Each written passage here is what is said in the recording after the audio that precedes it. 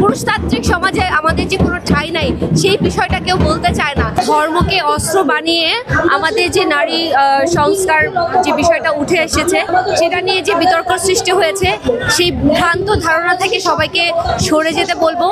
আর আমাদের বাংলাদেশে 51% নারী, এই নারীর ক্ষমতায়ন নিয়ে, নারীর প্রতি নিপীড়ন নিয়ে, নারীর উপরে অবিচার নিয়ে আমরা যখনই কথা বলতে যাই তখনই কিছু না কিছু ভুল ধরা হয়, তখনই কিছু না কিছু খোঁটা দেয়া হয়। সেই জায়গা থেকে সবাইকে অ্যালার্ট করার জন্য, সবাইকে জানানোর জন্য, প্রতিবাদ জানানোর জন্য, ইন্টারিয়াম গভর্নমেন্টকে জানানোর জন্য যে আমরা নারীরা আমরা যে একটা জনগণের যে একটা পাওয়ারের জায়গায় আছি এবং নারীর ক্ষমতাকে যে প্রতিবারই হচ্ছে অবমাননা করা হয় এবং আমরা যে প্রতিবারই প্রতারিত হই, প্রতারণার শিকার হই, সেই জায়গা থেকে আপনার দৃষ্টি আমাদের উপরে পড়ছে না কেন? অন্য কোনো কমিশন নিয়ে কথা হচ্ছে না, নারী কমিশনকে নিয়ে এত বিতর্ক কেন?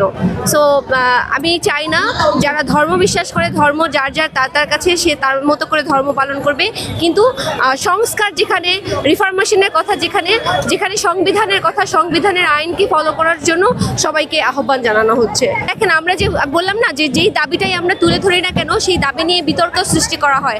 আমাদের চলন বলন ভালো না, আমাদের ওয়ে অফ টকিং ভালো না, আমাদের নানা ধরনের সমস্যা, মানে নারীদেরই সব সমস্যা, নারীদের সমস্যার কারণেই নারীরা ঝামেলায় পড়ে, সেই বিষয়টা তুলে ধরে। কিন্তু পুরুষতান্ত্রিক সমাজে আমাদের যে কোনো ঠাঁই নাই সেই বিষয়টা কেউ বলতে চায় না, সেই বিষয়টা কেউ স্বীকার করতে চায় না এবং সেই বিষয়টা সমাজ থেকে দূরও করতে চায় না। এই যে দূর করতে না পারার যে অক্ষমতা, সেটাই হচ্ছে নারীদেরকে এই নির্যাতনের শিকার হতে আরো বেশি শিকার হতে হচ্ছে এই সমাজে। যাদের দৃষ্টিভঙ্গি খারাপ তাদের উদ্দেশ্যে আমার একটাই মেসেজ, সেটা হচ্ছে আপনাদের দৃষ্টিভঙ্গি পাল্টানো তো খুবই দরকার, সেটা তো এমনি হবে না। সুতরাং একটা আইনি প্রক্রিয়ার মধ্যে যাইতে হবে।